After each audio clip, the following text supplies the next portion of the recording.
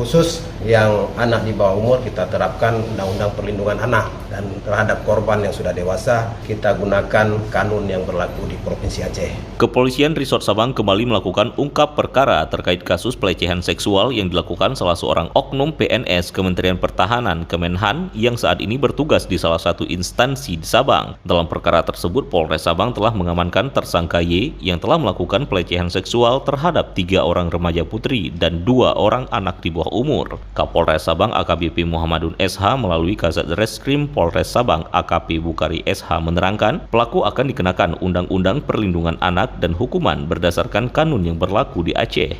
Untuk pelakunya kebetulan ini 1 orang, namun demikian laporan atau LP-nya 2 ya, karena korbannya ada anak di bawah umur dan ada korban yang sudah dewasa. Jadi khusus yang anak di bawah umur kita terapkan Undang-Undang Perlindungan Anak, dan terhadap korban yang sudah dewasa kita gunakan kanun yang berlaku di Provinsi Aceh.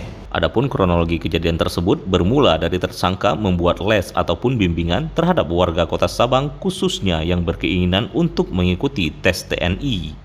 Khusus untuk kejadian ataupun kronologis pelaku melakukan pencabulan terhadap anak di bawah umur maupun terhadap korban perempuan yang sudah dewasa, modus operandinya adalah tersangka Y ada membuka semacam les ataupun bimbingan terhadap warga Kota Sabang khususnya yang hendak ataupun yang berkeinginan untuk mengikuti tes KOAT ya.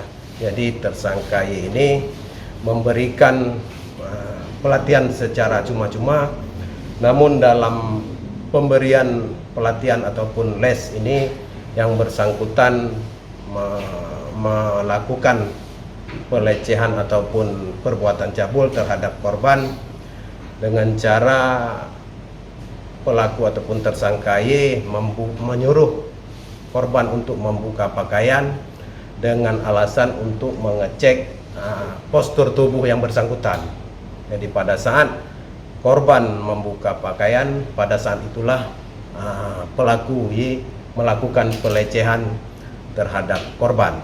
Hingga berita ini ditayangkan, Satreskrim Polres Sabang masih menggali informasi dari berbagai sumber terkait ada tidaknya korban lain dalam kasus cabul yang dilakukan Y tersebut.